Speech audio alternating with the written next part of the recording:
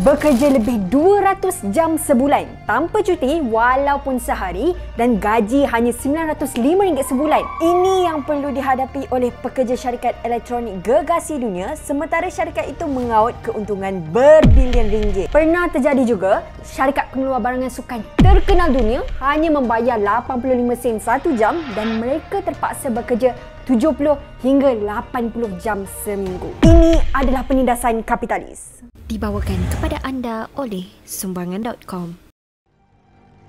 Di China, selepas sistem kapitalis diperkenalkan pada tahun 1979, angka GDP mereka meningkat 2 digit dan mengalahkan Amerika Syarikat sebagai penguasa ekonomi pada sepanjang tempoh 2 dekad berturut-turut. Mereka menguasai pasaran dunia. Ekonomi mereka membangun dengan cepat.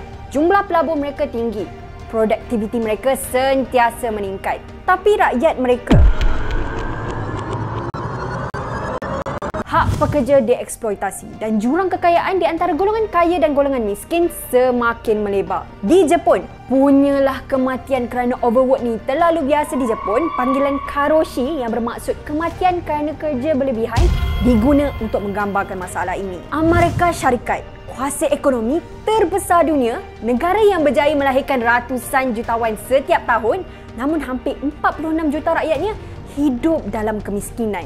Here I am, begging you on behalf of the 15 million children living in poverty in the United States. Kenapa masih ada kemiskinan untuk negara yang kaya raya ni? Kapitalis. Yang kaya semakin kaya, yang miskin semakin miskin.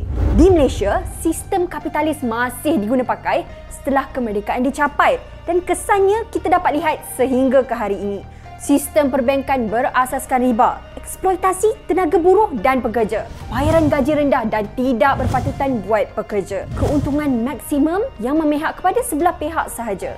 Ya, Malaysia maju, ya, Malaysia membangun, tapi kita memerlukan keseimbangan ekonomi. Bukti apa lagi tentang yang kaya semakin kaya, yang miskin semakin terhimpit? Seorang bapa dipenjara 3 hari atas kesalahan mencuri susu formula untuk 2 orang anaknya. Ibu tunggal dipenjara 6 hari atas kesalahan mencuri 2 bungkus susu formula serta kicap untuk anak-anaknya. Seorang penganggur berumur 45 tahun dihukum penjara 6 hari berserta denda atas kesalahan mencuri 6 tin sardin untuk keluarganya yang kelaparan. Hari ini, lebih ramai golongan miskin yang curi keperluan makanan didakwa berbanding dengan kapitalis-kapitalis yang masih bebas setelah melesatkan kekayaan bernilai trilion ringgit. Mereka tidak dihukum hanya kerana mereka memiliki kekayaan. Ini bukan fakta yang baru dan mengejutkan dan ini tidak okey. Malaysia bakal menjadi negara yang kaya semakin kaya, yang miskin terus dihimpit dan ditindas. Sebenarnya dah banyak je usaha-usaha orang kita ni untuk membantu sesama kita.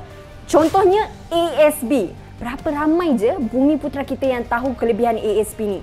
Tapi lebih 50% orang kita memiliki kurang dari RM600 dalam ASB. Sedangkan ASB itu sendiri adalah investment yang ditubuhkan khas untuk bantu bumi putera.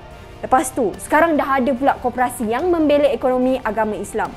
Pun masih ramai lagi orang kita yang tak take action untuk support. Tak perlu tengok jauh, perbankan Islam dah ada dekat Malaysia sejak 1983 lagi. Tapi kita guna tak? Berapa banyak juga orang yang tengah berjuang untuk betulkan balik masalah yang ada dekat negara kita ni. Dan dah berapa banyak persatuan yang ditubuhkan yang dibiarkan tanpa sokongan. Ambil tahu, ambil peduli. Jangan terlalu selesa dengan keadaan sekarang. Sebab apa yang kita ada sekarang akan hilang kalau kita terus lalai dan leka. Ayo, berjuang bersama PPIM.